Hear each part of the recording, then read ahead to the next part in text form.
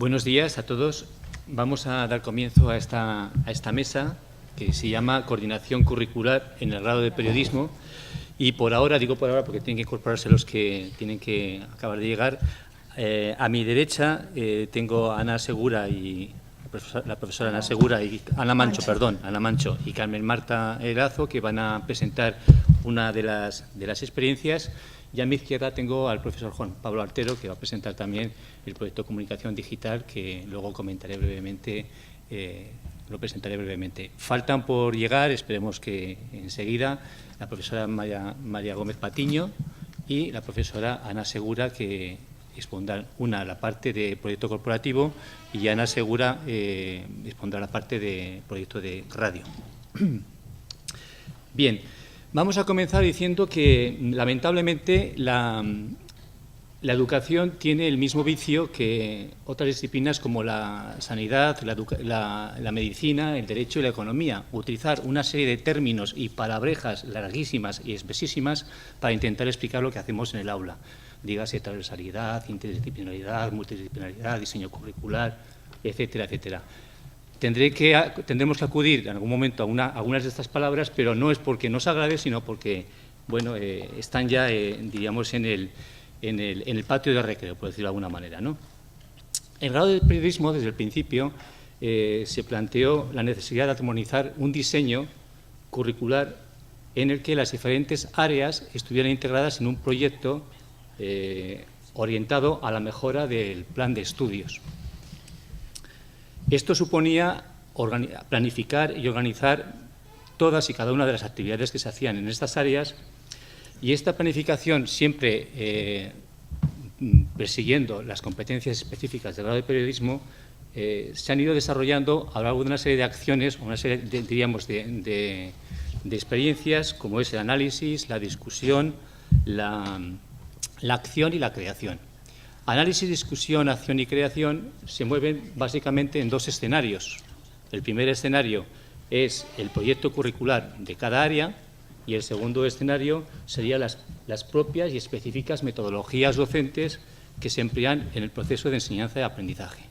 Tanto el primer escenario como el segundo conducen a lo que entendemos y llamamos la mejora del plan de estudios.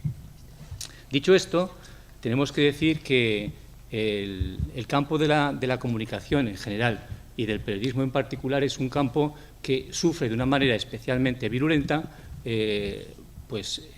signos, diríamos, de nuestros tiempos, como es el factor de incertidumbre y el factor de complejidad. Esta incertidumbre y esta complejidad se han abordado de una manera dinámica y procesual desde un trabajo en equipo. Este trabajo en equipo, y ya voy directamente a la mesa, se va a exponer en 4 líneas que se van a trazar y se van a concretar en 4 proyectos que vamos a explicar ahora. En primer lugar, intervendrán las profesoras Ana Mancho, Carmen Marta y yo mismo para explicar el proyecto de comunicación audiovisual. A continuación, intervendrá el profesor Juan Pablo Artero para exponer el proyecto de comunicación digital y, en concreto, promoción del emprendimiento en el grado. Posteriormente, intervendrá la profesora Ana Segura para hablar del proyecto de radio, en concreto hibridación de ciencias experimentales y periodismo a través de la radio. Y, finalmente, concluiremos la mesa con la exposición de la profesora María Gómez Patiño, que explicará el proyecto de comunicación corporativa. Cada uno de los proyectos tendrá a rajatabla 10 minutos de exposición, y después nos quedarán aproximadamente 8 o 9 para posibles preguntas y conclusiones. Termino diciendo que los 4 proyectos tienen una columna vertebral, tienen un eje que marca la secuencia de lo que se está haciendo. Hay un trabajo a nivel interno en el que los diferentes profesores de diferentes áreas, intervenimos en cada uno de los proyectos, y hay una línea también externa en la que cada uno de los proyectos está siempre entroncado en el tejido empresarial y en el tejido productivo de nuestra sociedad. Pues dicho esto, podemos empezar ya con el primero de los proyectos. Carmen Marta y Ana Segura. Ana Manso, perdón. Bueno, como son 10 minutos los que tengo, voy a intentar hacerlo de manera muy breve. De hecho, lo voy a hacer, la presentación va a ser compartida con los colegas de las asignaturas de narrativa audiovisual y realización audiovisual, que de manera conjunta con proyecto de comunicación audiovisual en tercer curso de periodismo llevamos a cabo. Comentaros que, como comentaba el ponente anterior, Juan Francisco Torregrosa, en el Espacio Europeo de Educación Superior se da muchísima más importancia a dos fases que de manera tradicional pues prácticamente no tenían sentido, la fase de planificación y también la fase evaluativa. En este sentido, cuando llevamos a cabo en el aula diferentes prácticas, no son prácticas gratuitas, realizadas sin una solvencia metodológica detrás, sin un abordaje previo, sino que con una previsión y con una planificación muy pormenorizada, pues los compañeros nos sentamos a ver qué posibles convergencias se pueden establecer entre asignaturas, también para no atiborraros en este Espacio Europeo de Educación Superior de múltiples trabajos que de manera aislada tengáis que reportar, sino que de forma conjunta pues 3 asignaturas puedan servir, por ejemplo, para una misma finalidad. Y en ese sentido, pues esta convergencia, esta planificación intermodal y combinada, hemos observado que es bastante beneficiosa. Nuestra comunicación la hemos denominado intermetodología hacia el aprendizaje colaborativo. Como comentábamos al principio, en nuestro grado y a través también del grupo de investigación en el que estamos, el grupo de investigación en comunicación e información digital, llevamos a cabo prácticas de análisis y de investigación relacionadas con los diferentes métodos aplicados al aula. En este sentido, en una estancia que he tenido el placer de realizar, en este caso a distancia, con el ININCO en la Universidad de Venezuela, en la Universidad Nacional de Venezuela, he llevado a cabo en el último cuatrimestre un análisis de cómo los métodos de forma conjunta y combinada en el periodismo se pueden, como decíamos, pues, aplicar para determinados usos convergentes. Vamos a decir, en primer lugar, qué es lo que entendemos. A ver, ¿qué es lo que entendemos por intermetodología? Si le voy dando mejor, sí, vete dándole mejor. En primer lugar, como comentamos, es una articulación y convergencia de métodos para no llevar a cabo prácticas estancas, actividades de tipo aislado, sino de forma combinada, nutrida y donde haya una retroalimentación de unas con otras. Por ejemplo, para llevar a buen término competencias como el análisis o la síntesis, no pasar de unas a otras, sino de una manera procesual y de una forma conjunta. Son actividades, por tanto, de tipo sumativo. En este proceso de educación entendemos que la universidad, si bien en el modelo previo era un todo pues lecciones magistrales, como comentaba el compañero anterior, Juan Francisco, era un vaciado en lo que el modelo de Freire se denominaba modelo bancario, de aprendizaje de solamente contenidos de forma unidireccional, donde los alumnos pues teníamos múltiples libros y te decían, para el examen tienes que prepararte con estos 32 libros la asignatura. Ahora el modelo ha cambiado y lo que hacemos es pues conjuntar diferentes métodos de trabajo para llegar a un mismo fin con otro tipo de competencias. Sí que es verdad que sigue estando la clase magistral, pero también otros métodos más activos donde vosotros sois pues quienes articuláis las prácticas que llevamos a cabo. Para conjuntar, después también me detendré un poco más en diferentes dimensiones competenciales como el análisis, la síntesis, pero de forma más importante la reflexión en cada una de las fases para llegar a la acción. Es decir, entendemos que en el buen periodismo no puede haber creación sin haber un análisis previo, sin que vosotros, además de documentaros, seáis conscientes de cada una de las mecánicas que lleváis a cabo en el proceso de producción informativa. ¿Por qué motivos producimos y elegimos estas imágenes? ¿Por qué motivos editamos estas imágenes? ¿Para qué sirven estas imágenes? Es decir, ¿cuál es la mirada, como decíamos antes, analítico y reflexiva de ese proceso?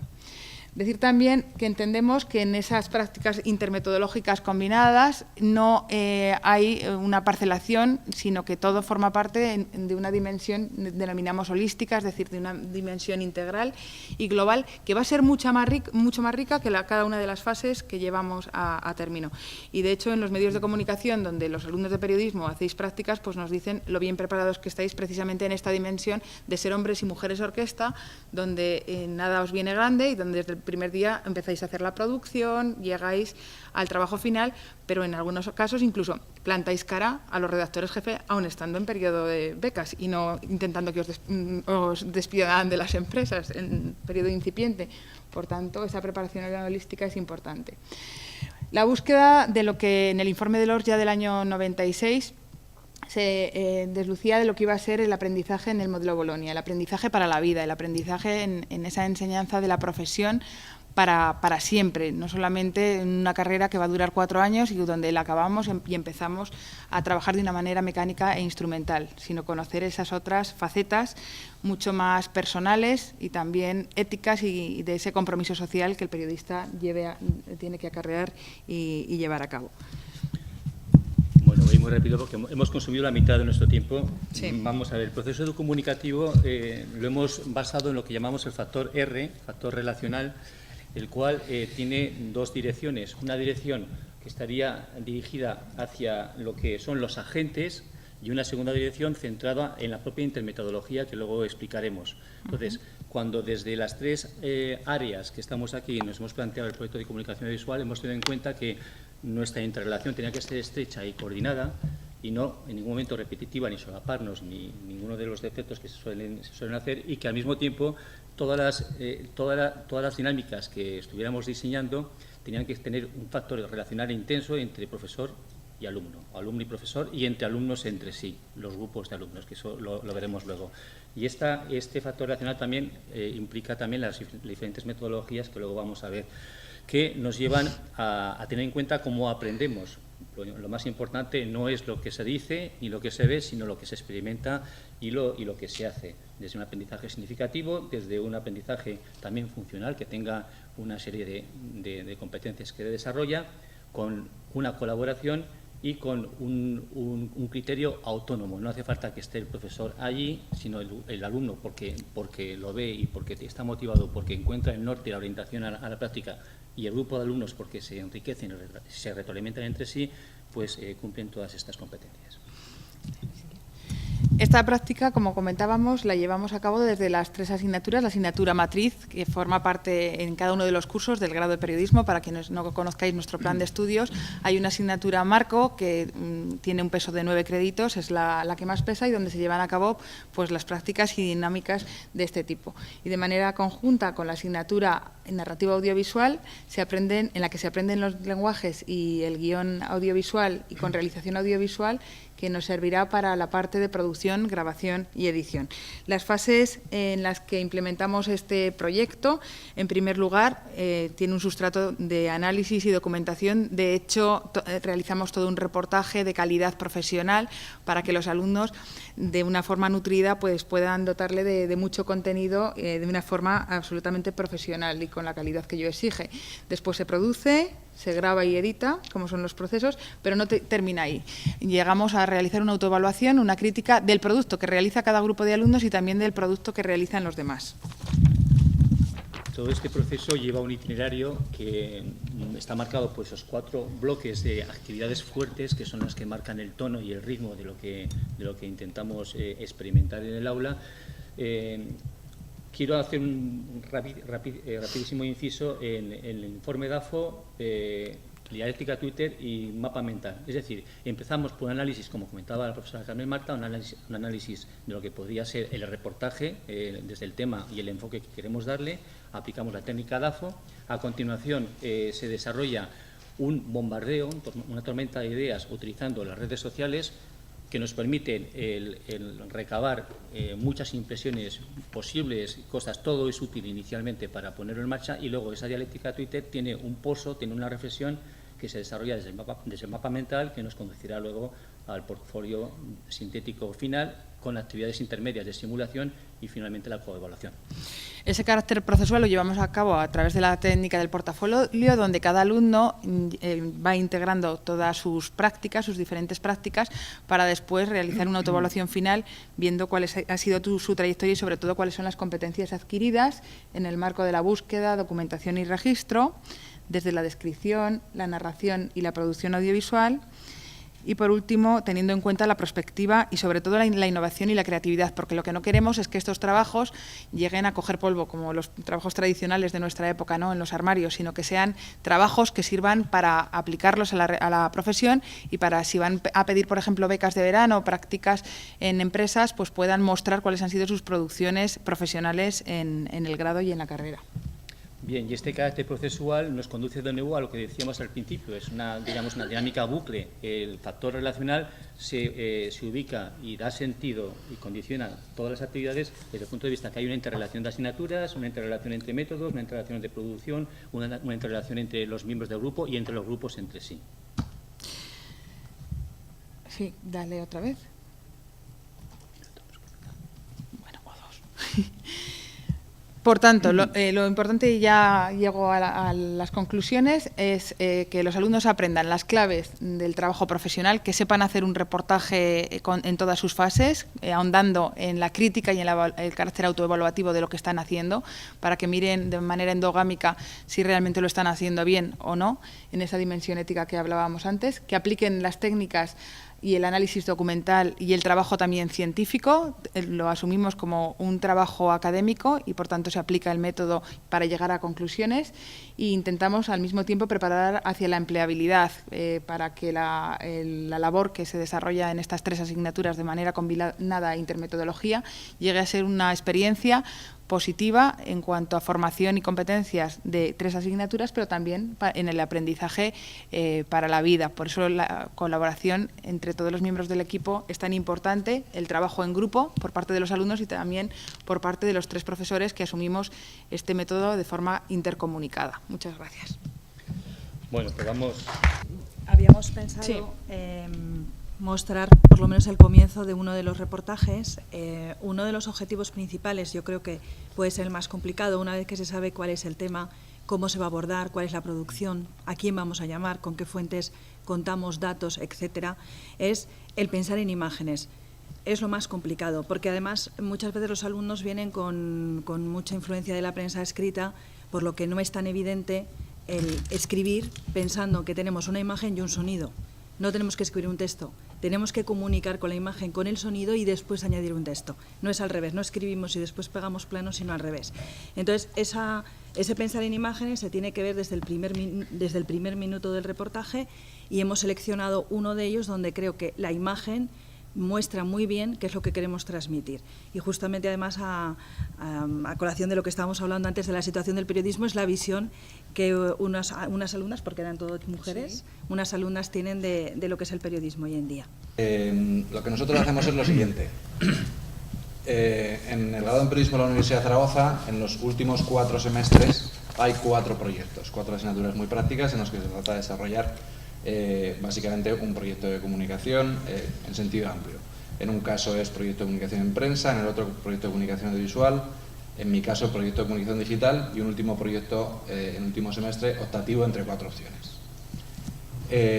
Lo que nosotros hacemos en proyecto de comunicación digital básicamente es meter en la cabeza a los chicos que no se trata solo de escribir, no se trata solo de hablar, no se trata solamente de tener las habilidades básicas del periodista, sino tener la capacidad de montar un medio de comunicación. Y esto es algo que va algo más allá de letra, papel y tinta e imagen, y no es que sea poca cosa esto, hacerlo bien, ¿no?, sino que además es la capacidad organizativa, la capacidad emprendedora de montar un medio de comunicación. Es verdad que esto es más sencillo cuando lo aplicamos al ámbito de Internet, porque a cualquier congreso, cualquier encuentro profesional que uno vaya del ámbito de la comunicación digital, lo que se encuentra es que se habla mucho, por supuesto, de tecnología, se habla mucho de contenidos, pero se habla tanto o más de empresa. Esto además coincide con otro aspecto, y es que el a priori del alumno medio de periodismo sobre el emprendimiento es más bien prejuicioso, a veces incluso negativo, en términos de, pues el empresario es aquel que me oprime y lo importante son los sentimientos y no el dinero y tal. Entonces, estas cosas están muy bien, ¿no? Pero y yo creo que los sentimientos son muy importantes, pero no tiene nada que ver. O sea, a veces hay una mezcla de asuntos, ¿no? O las empresas solo les interesa ganar dinero, y bueno, no sé si hay empresas que podrían hacerlo mejor, seguro que sí, pero lo cierto es que las empresas necesitan ganar dinero para sobrevivir, igual que las personas también necesitamos ganar dinero para sobrevivir, aunque sea poco, ¿no? pues los hay que nos conformamos con ser 1.000 euristas, 2.000 euristas, 3.000 euristas y empieza a ser la leche, ¿no? Pero hay una cierta aproximación de partida al mundo de la empresa, al mundo del emprendimiento, que es extraña y que no se corresponde con lo que luego uno se encuentra fuera, donde la inmensa mayoría de la gente se gana la vida trabajando en empresas como es normal, ¿no? Dicho esto, el modo en que lo hacemos es básicamente proyectos por grupos y los grupos tienen que hacer 3 cosas. Lo primero, tienen que hacer un plan de negocio. ¿Por qué lo primero? Pues porque es lo que les resulta más difícil, lo que están menos acostumbrados y el sustento estructural del proyecto, ¿no? En ese plan de negocio pues tienen que hablar de cuál es la estrategia de la web, tienen que hablar de cuál es el personal, qué pasa con el marketing, qué pasa con las finanzas, pues bueno, las operaciones de la empresa, lo típico, ¿no? Es muy divertido ver lo que aprenden, pero no porque yo les enseñe mucho, sino porque se buscan la vida, porque aprenden ellos. Se buscan la vida, ven lo que hay por ahí, ven cómo se lo monta la gente, ven cómo otra gente ha montado sus webs informativas, sus medios de comunicación online y la verdad es que en solamente 5 semanas, las primeras 5 semanas, traen un plan de negocio que generalmente se sostiene básicamente bien y al menos en sus magnitudes básicas, ¿no? Después dedicamos otras 5 semanas a establecer el modo editorial y esto es algo a lo que tampoco están acostumbrados. Ellos están acostumbrados a llegar y escribir o a llegar y hablar, ¿no? Y establecer el modo editorial en una web y en cualquier tipo de medio de comunicación es fundamental. Es establecer los parámetros básicos con los cuales tú quieres relacionarte con tu público. Al final es pensar qué es lo que quieres contar a la gente con este medio de comunicación que estás creando, ¿no? Y ahí hablamos de otras 5 cosas básicamente, que son pues cuestiones de diseño, cuestiones de géneros, cuestiones de lenguajes, los temas, cómo se van a tratar y organizar los temas y cómo se va a estructurar también la relevancia de la web en un mundo digital que es tan competitivo, ¿no? Con lo cual, con eso, tenemos, después 5 semanas después, un modelo editorial de la web que ellos quieren montar. Y lo último que se hace es la versión beta, es decir, las últimas 5 semanas de cuatrimestre se dedica a decir, vale, muy bien, fantástico, tenemos un plan de negocio, tenemos un modelo editorial inventado, que tiene que ser a ser posible original, pues vale, pues vamos a hacer una versión beta en internet, vamos a colgarla, donde estén las piezas de la gente. Los grupos son de entre 7, 9 integrantes cada uno, con lo cual se trata de que cada uno de ellos haga unas 5 piezas. Hacen sus 5 piezas, colgan su web y este es el proyecto. Creo que es básicamente muy positivo para ellos que sean capaces de integrar tanto la parte empresarial, editorial y al mismo tiempo de las propias noticias, que es el trabajo quizá más periodístico.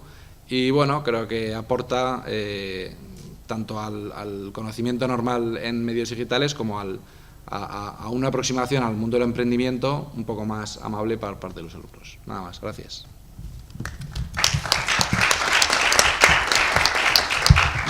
Gracias, Juan Pablo. Vamos a pasar al siguiente proyecto, que es hibridación de ciencias experimentales y periodismo a través de la radio.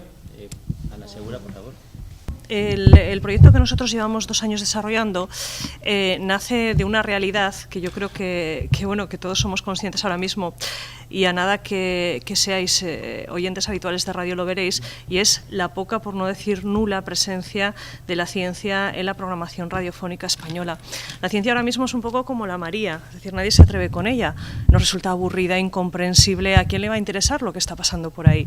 Y a no ser que haya pues un gran descubrimiento científico y entonces todos los medios de comunicación nos volquemos como locos a intentar explicar qué es eso, se le hace muy poco caso a la divulgación científica. Hay otro problema añadido, y es que casi todas las grandes cadenas de radio ahora mismo en España sí que cuentan con programas dedicados a algo que a mí me parece muy preocupante, que es la pseudociencia, es decir, todos esos gurús, divulgadores, etcétera, etcétera, etcétera, que ocupan unas franjas relativamente amplias en la programación intentando vender como ciencia algo que no lo es. Bueno, el punto de partida, en primer lugar, fue este. El segundo punto de partida, la realidad también constatable de que muchos de los estudiantes de ciencias tenían un verdadero problema para expresarse. Es decir, ellos conocían los contenidos, pero eran absolutamente incapaces no ya de ponerlos sobre el papel, sino de hacérselos llegar y hacerlos comprensibles para alguien. Pues a partir de este planteamiento y con una herramienta extraordinaria que es Radio Unizar, la radio de la Universidad de Zaragoza, nació este proyecto que lleva 2 años en marcha, marcha y por el que, por cierto, nos acaban de dar un premio hace poco, que es el premio de la Cátedra Banco de Santander, del que estamos, pues la verdad es que muy contentos y orgullosos, porque un premio, cuando uno no se lo espera, pues la verdad es que siempre viene muy bien.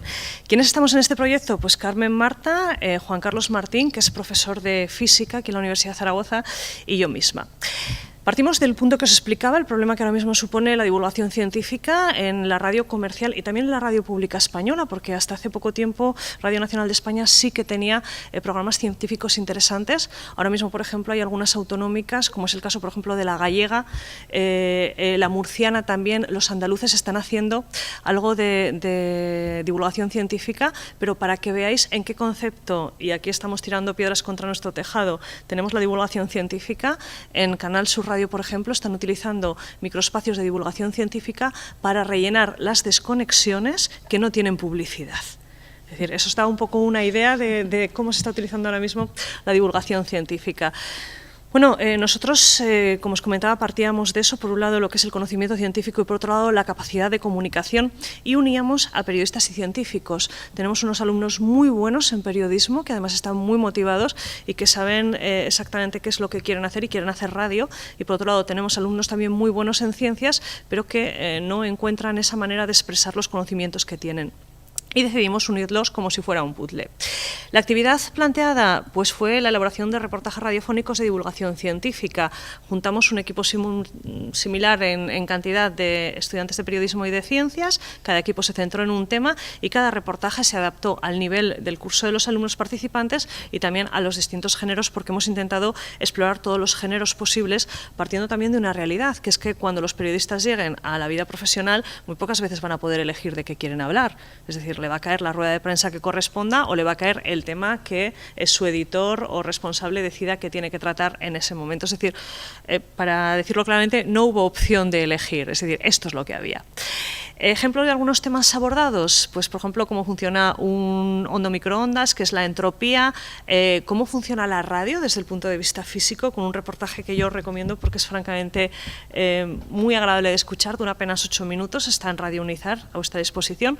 ¿Por qué, por ejemplo, una bicicleta se mantiene en movimiento o por qué una soprano puede llegar a romper una copa de cristal y un tenor no? Es decir, son cuestiones curiosas que se responden desde el punto de vista de la ciencia. El problema, claro, es cómo respondes esto para hacer que sea no solamente interesante, sino además atractivo y comprensible. Ese era el reto al que nos enfrentábamos. ¿Cómo lo hemos hecho? Bueno, pues por un lado han trabajado en paralelo y sin encontrarse periodistas y físicos.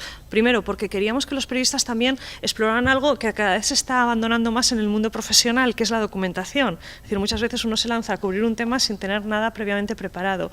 Y eso es algo que o se aprende en la facultad o luego muy difícilmente uno se lo va a encontrar en la vida real. A continuación, unimos a ambos alumnos y consiguieron clarificar los conceptos, es decir, los científicos en este caso ejercieron de fuentes de los periodistas y entre los dos buscaron cuál era la forma de contar eso de una forma interesante. Se hizo el guión, se grabaron los programas y estos reportajes están ahora mismo en Radio Unizar. También los mejores los hemos distribuido a través de la red de radios universitarias, que tiene nada menos que 26. Bueno, esto es un pantallazo de lo que es Radio Unizar, que todos conocéis sin ninguna duda, y este es el reportaje que os comentaba de uno de los que hemos hecho de ondas, propagación y microondas. ¿Qué es lo que conseguíamos con esto? Pues por un lado motivar a los estudiantes. Os parecerá una tontería, pero para los físicos salir del laboratorio y venir aquí a periodismo era un poco como ir a... no sabían muy bien a dónde venían.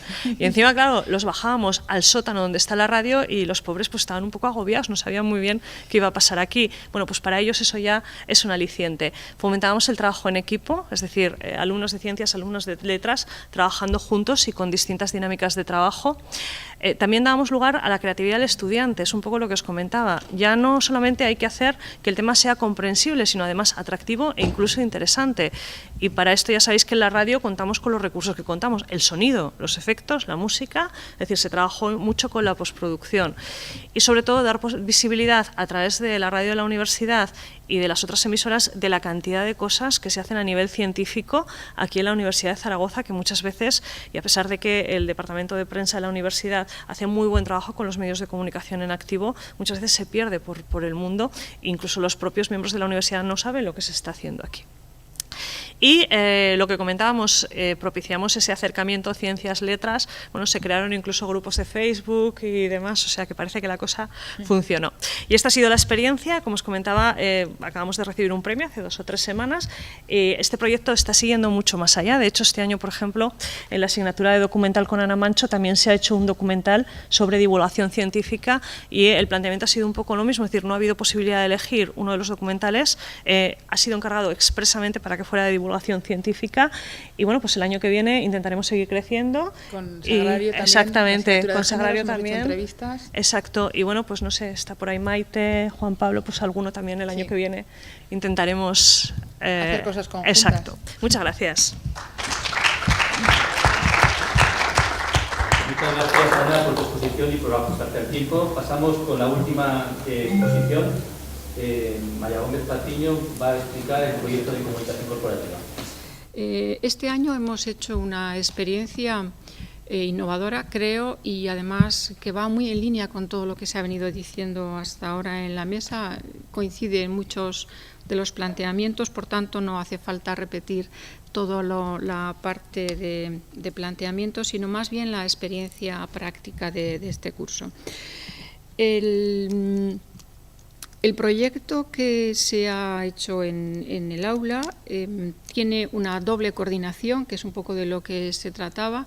Inicialmente se ha coordinado de forma interna entre 2 profesores que impartían la asignatura, uno que está a mi derecha y otra que soy yo, y que efectivamente tratamos de coordinar 2 perfiles distintos para volcar en la práctica del proyecto, del diseño del proyecto integral de comunicación, digamos, la riqueza proveniente de las distintas áreas. Y evidentemente esta coordinación se fue manifestando prácticamente semana a semana en el sistema de trabajo. Establecimos un sistema de trabajo distinto al habitual, abandonamos las clases magistrales y establecimos una coordinación diaria en mesa redonda, por tanto hablando de igual a igual y trabajando como si estuviéramos ya en un departamento de comunicación de cualquier organización. Y la verdad es que fue una experiencia francamente gratificante, al menos así lo viví yo. Por tanto, la coordinación interna se quedó muy clara, tanto dentro del aula como con la parte docente, la discente y la discente junta, y finalmente pasamos a una coordinación externa. Con la misma idea de que los trabajos no acaben enterrados en un cajón o en el polvo, como solía suceder en nuestra época, la idea y la experiencia en este caso ha sido llevar a la práctica uno de los proyectos de comunicación corporativa. Bueno, uno que es el principio, que podrían incluso llegar más. En este caso se hizo un proyecto de comunicación integrada, un plan estratégico de comunicación, ni más ni menos que para el Hospital Miguel Servet, que evidentemente también se ha coordinado con la dirección del hospital y que se va a intentar poner en marcha, lo cual el proyecto, que en principio partía siendo solo un trabajo de clase, se está convirtiendo, y espero que llegue a buen término, en un plan de comunicación estratégico para el hospital, y además fue realizado por un estudiante que tiene el doble perfil también de ser médico y periodista, con lo cual conocía la cultura corporativa desde dentro del hospital y por otra parte podía hacer toda la parte de comunicación corporativa. Además de esta coordinación, de esta doble coordinación y de esta coordinación externa, ha resultado que también se está en vías de establecer un convenio de prácticas entre la universidad, a través de Universa, para que los estudiantes que cursan comunicación corporativa puedan hacer sus prácticas en el propio hospital. Lo llamativo del caso es que un hospital del tamaño y de la dimensión y de la importancia del Miguel Servet no tiene un plan de comunicación estratégico y, por supuesto, han recibido la idea con los brazos abiertos. Todavía no hemos recibido un premio, pero que quizá, quién sabe. No sé, si tuviéramos tiempo podía mostrar el documento en PPT de lo que ha sido el Plan de Comunicación Integral, si tuviéramos tiempo, pero bueno, en todo caso, si alguien tiene interés, también lo podemos comentar después, o se lo podría incluso colgar o llevar. O sea, hay muchas formas de poder compartir este plan de comunicación. Así que esa es la experiencia y muchas gracias. Vamos a estar ampliando más todavía los lazos y las conexiones con otros grados, con otros departamentos, como por ejemplo ciencias, incluso también estamos pensando con los de ingeniería en diseño industrial para el tema de publicidad y otras cosas, educación, y decir que esas líneas de mejora que ahí están siempre en el horizonte ya serán la historia del próximo curso. Muchas gracias.